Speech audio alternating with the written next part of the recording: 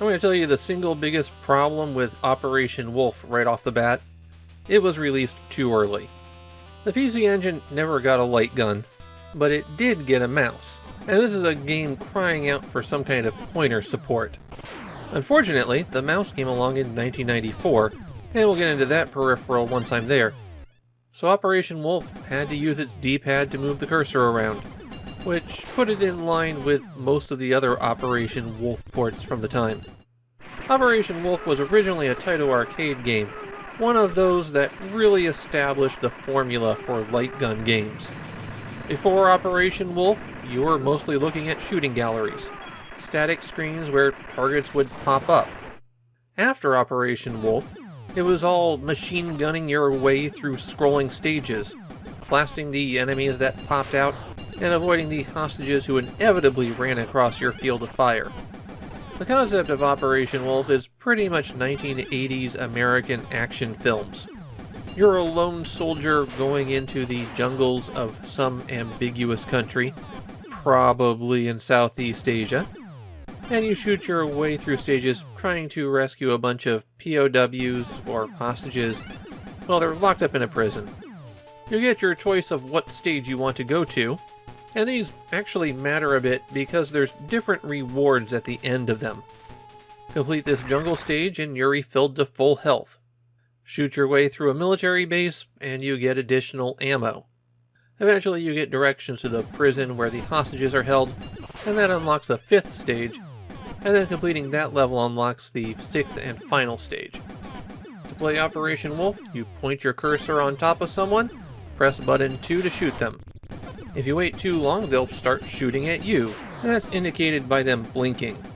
When you're hit, your health bar drains away, and when that runs out, it's game over. You are able to continue, but when that happens, you go back to the start of the stage. Every level has a requirement for killing a certain number of soldiers and destroying a certain number of vehicles. If you want to kill things faster, you can press button 1 to fire a grenade, which will make a big explosion where the cursor is, but you have very few shots for that. In many cases, it's better to just concentrate your fire on the difficult targets for a second, since while the armored cars and helicopters are tougher, they're not that much tougher. Shooting certain things, like the vultures that are flying around, or coconuts as they fall out of trees, will cause an item to appear.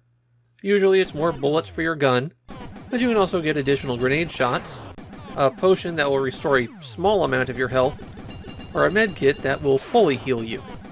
It is possible to run out of bullets, at which point your gun just starts shooting very slowly, but running out of shots would pretty much require firing wildly. As long as you let go of the button when somebody isn't there, you won't have any trouble with that. There is one proper power-up in the game, and that's a bullet that when you shoot it, your gun starts an even more rapid fire, and in this mode it doesn't cost any bullets to shoot. So a much better opportunity to spray. There are 2 bosses in Operation Wolf, like this general who's hiding behind a hostage. Ideally you're supposed to shoot him as he peeks out, but you can also shoot the hostage to clear the way. There's also an extra stage that occurs after you clear half of the game, but it's just this screen. Not the most impressive of extra areas. On most stages, there are civilians that will just run around across the screen, and you have to avoid shooting them, but the last 2 stages are a little bit different. On the prison level, there's hostages that will start running from the right, and a soldier will approach them to try to stab them. Then on the airport stage that ends the game, however many hostages escape the prison are now trying to make it to the plane, but the process works the same. They run to the left, a soldier comes out and tries to stab them. If you manage to clear the conditions for that final stage, then your plane takes off, and there's one final boss before the game is over. You have to shoot down this super helicopter that will occasionally launch missiles at you. There's only one setting that you can adjust here, and that's the cursor speed. You can make it slower, or you can make it faster. I found the default normal speed to be the most useful, but use what you're comfortable with. The PC Engine version of Operation Wolf manages to outdo some of its counterparts at the time, because it retained a 2-player mode. The second player, of course, just has their own cursor, But considering how often arcade ports had to drop a two-player mode for the PC Engine, it's nice that they kept it here. The comments I found about this version of Operation Wolf from Japanese players were pretty positive. The thing that they singled out was just how close the PC Engine version was to the original arcade game. My own response is a bit more muted.